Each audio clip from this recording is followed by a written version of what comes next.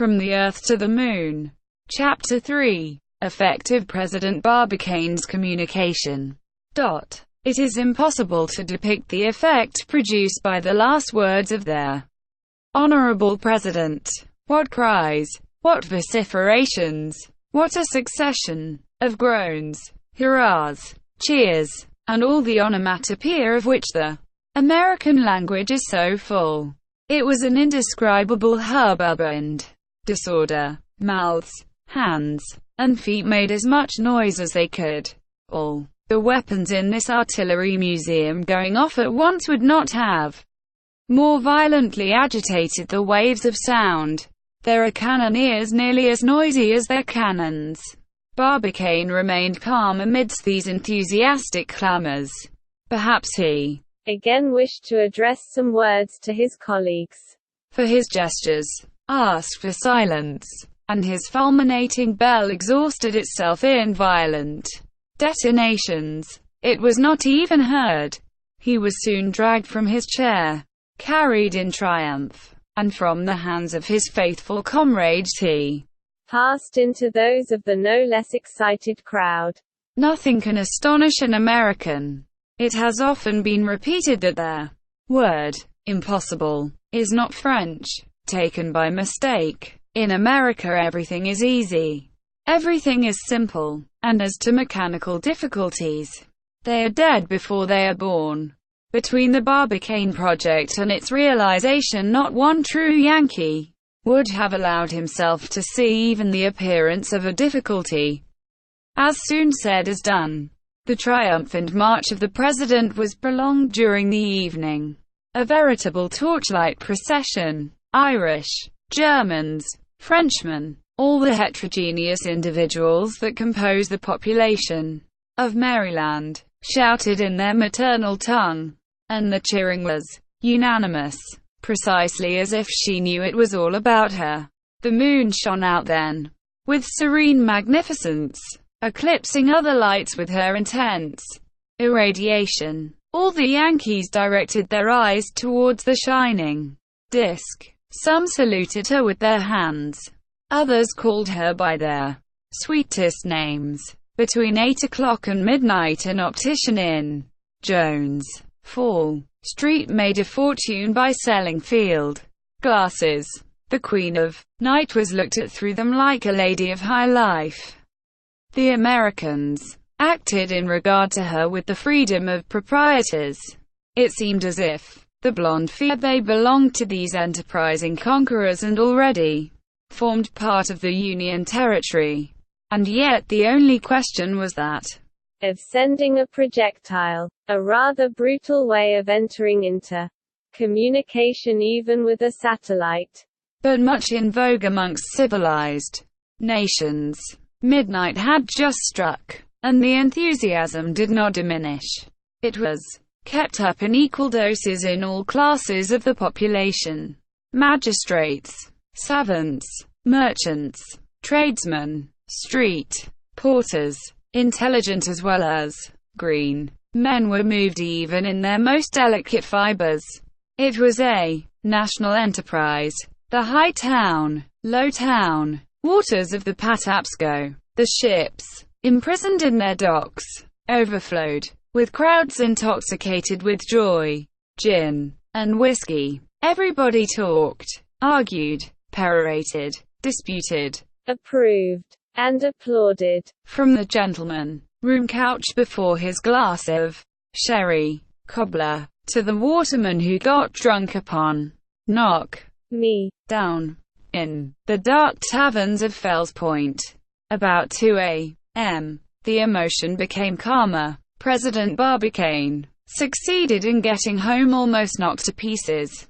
A Hercules could not have resisted such enthusiasm. The crowd gradually abandoned the squares and streets, the 4 railroads of Ohio, Susquehanna, Philadelphia, and Washington, which converge at Baltimore, population to the 4 corners of the United States, and the town reposed in a relative tranquility. It would be an error to believe that during this memorable evening, Baltimore alone was agitated.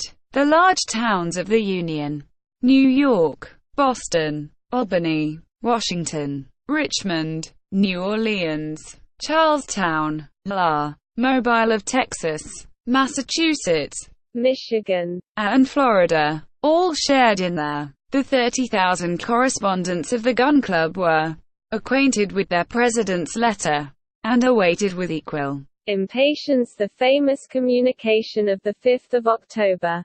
The same evening as the orator uttered his speech, it ran along the telegraph wires across the states of the Union with a speed of 447 miles a second. It may, therefore, be said with absolute certainty that at the same moment the United States of America, 10 times as large as France, cheered with a single voice, and 25 millions of hearts, swollen with pride, beat with the same pulsation. Weekly, monthly, or bi-monthly, newspapers took up the question.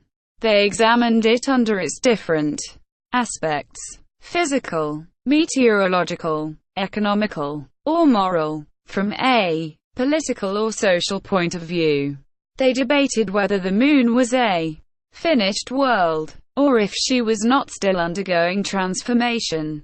Did she resemble the Earth in the time when the atmosphere did not yet exist? What kind of spectacle would her hidden hemisphere present to our terrestrial spheroid? Granting that the question at present was simply about sending a projectile to the Queen of Night, everyone saw in that the starting point of a series of experiments.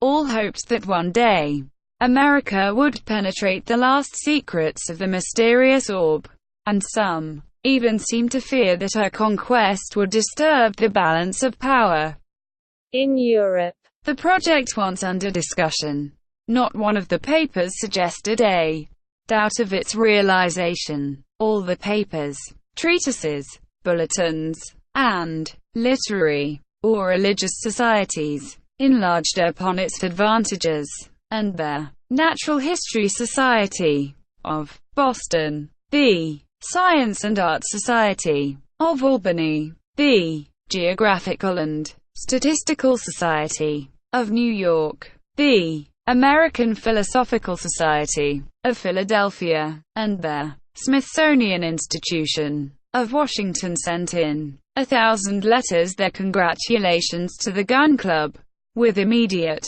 offers of service and money. It may be said that no proposition ever had so many adherents. There was no question of hesitations, doubts, or anxieties as to the jokes, caricatures, and comic songs that would have welcomed in Europe, and, above all, in France, the idea of sending a projectile to the moon. They would have been turned against their author.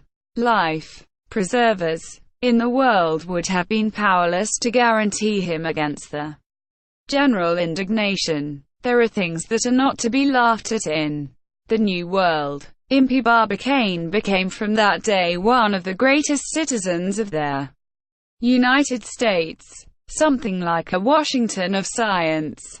And one fact, amongst several, will serve to show the sudden homage which was paid by a nation to one man. Some days after the famous meeting of the Gun Club, the manager of an English company announced at the Baltimore Theatre a representation of Much Ado About Nothing, but the population of the town, seeing in their title a damaging allusion to the projects of President Barbicane, invaded the theatre, broke the seats, and forced the unfortunate manager to change the play. Like a sensible man, the manager, bowing to public opinion, replaced the offending comedy by As You Like It, and for several weeks he had fabulous houses